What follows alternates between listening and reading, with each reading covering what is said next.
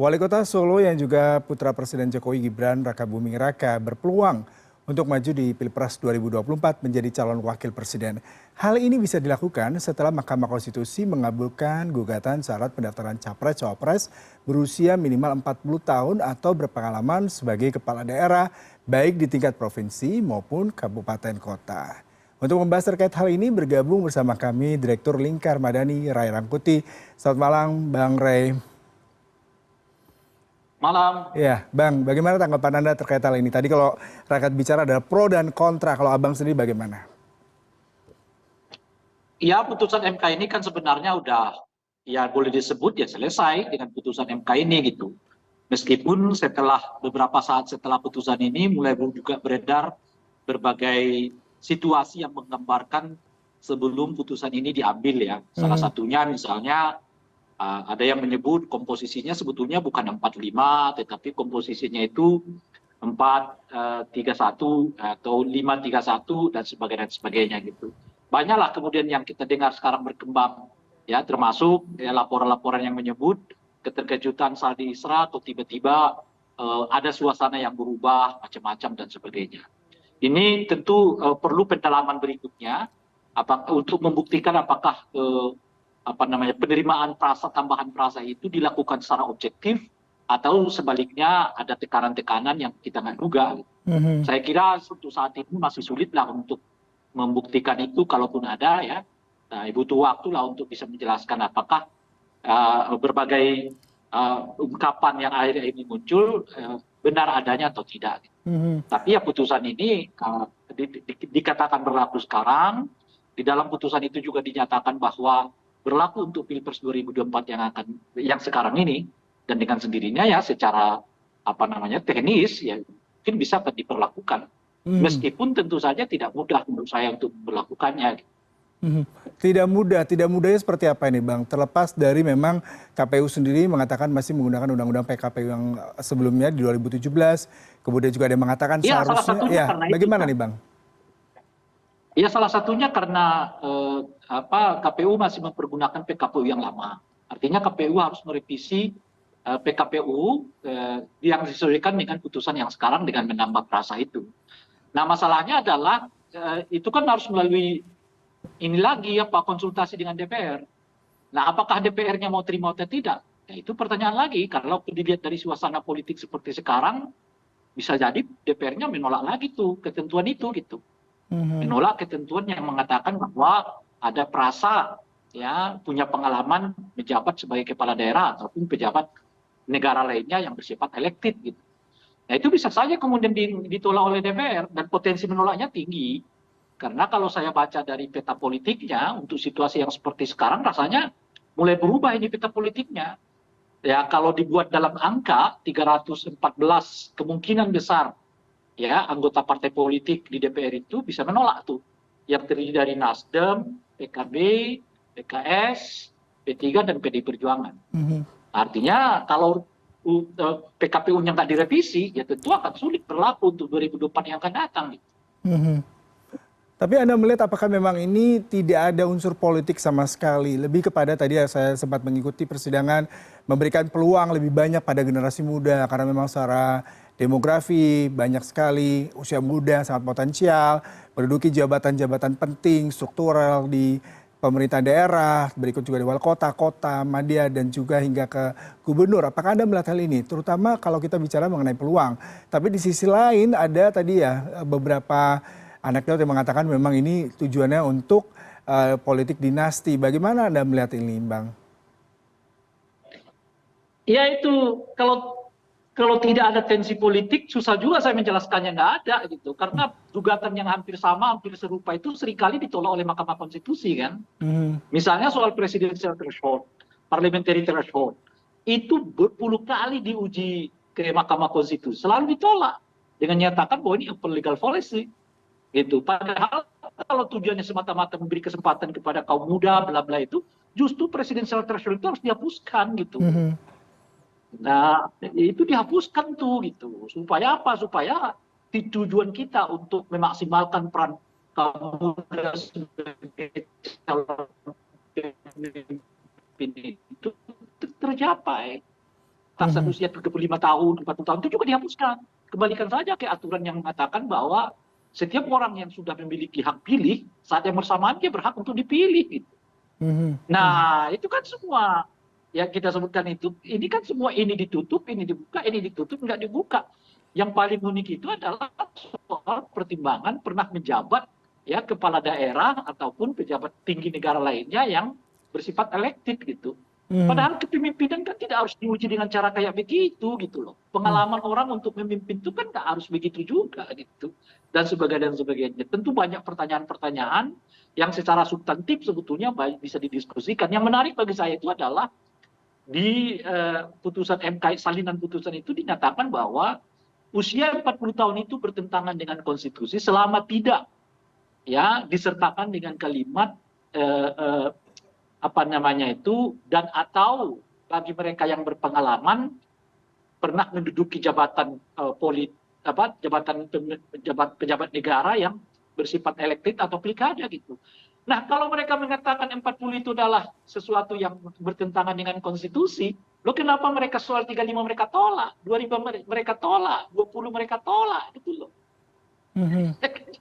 Bingung kita melihat putusan MK ini. Di satu segi mereka mengatakan 40 itu bertentangan dengan konstitusi, tapi permintaan 40 itu diturunkan ke 35, mereka tidak mau gitu. Mereka tolak juga gitu. Nah, jadi kan kalau disebut ini murni objektif pertimbangan hukum, sulit juga bagi saya gitu menjelaskannya gitu, karena bisa tabrakan sini, tabrakan situ gitu loh kira-kira dasar pertimbangannya ini gitu.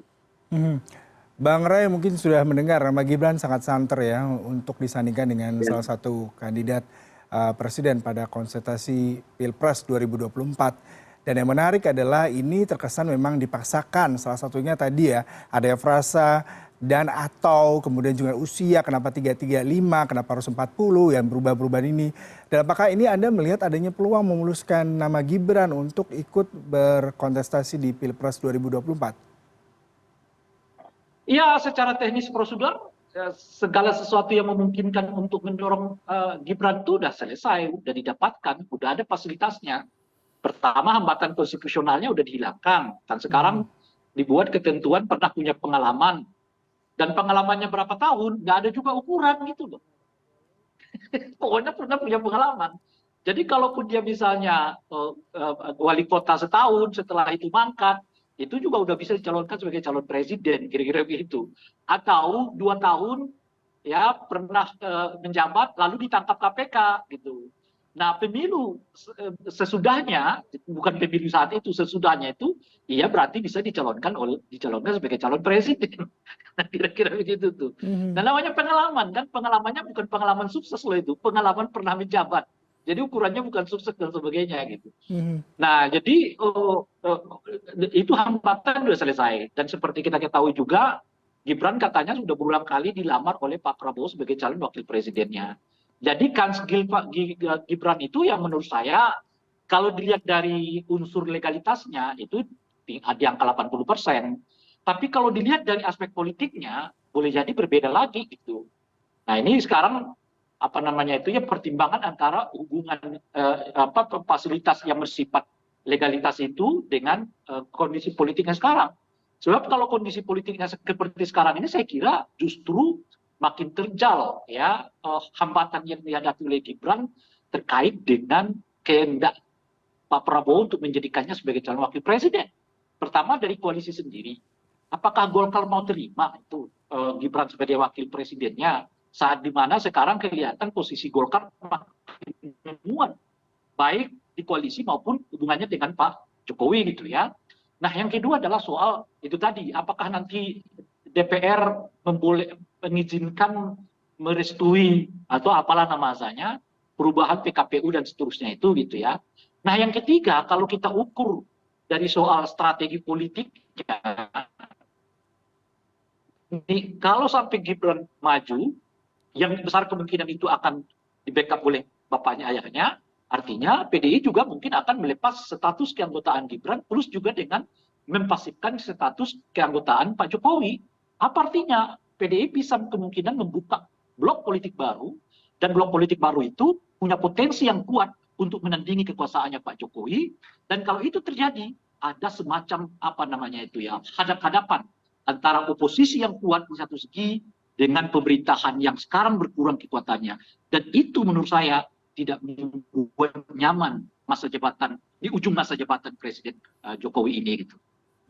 Saya tertarik dengan poin ketiga Anda tadi, di mana akan menimbulkan friksi yang cukup besar. Hmm. Mengingat tadi ya, kita boleh katakan Jokowi juga diusung oleh PDIP, kemudian ada katakan juga bagaimana seharusnya Gibran yang masih dan Jokowi sendiri yang merupakan juga anggota PDIP dan dua-duanya juga menjadi pejabat negara gitu ya. Lalu apakah Anda melihat ketakutan ini bisa sangat ironis karena memang kurang lebih jabatan Jokowi kurang 6 bulan lagi secara efektif dan ini apakah juga akan berpengaruh kepada Prabowo sendiri sebagai salah satu calon yang mungkin sebelumnya punya elektabilitas cukup baik dengan adanya keputusan ini?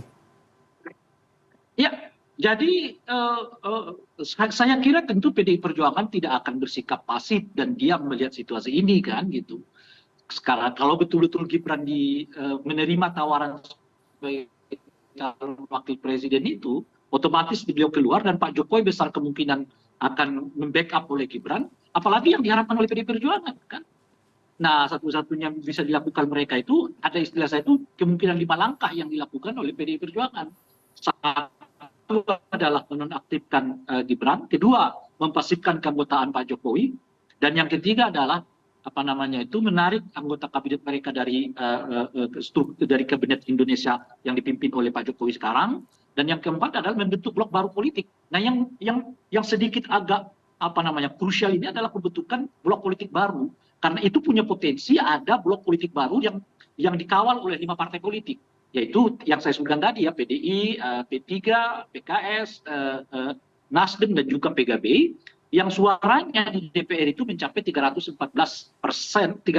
kursi, yang setara dengan 56-57% dari total anggota DPR. Artinya kalau blok itu terjadi, posisi presiden lemah sekali berhadapan dengan DPR. Dan bisa jadi kemudian program-program pemerintah itu akan terhambat. Salah satunya misalnya soal pembangunan IKN, soal pembangunan apa namanya itu Rempang yang pernah ribut ya, dan banyak-banyak agenda lagi, soal evaluasi hutang negara terhadap Cina, macam-macam dan seterusnya.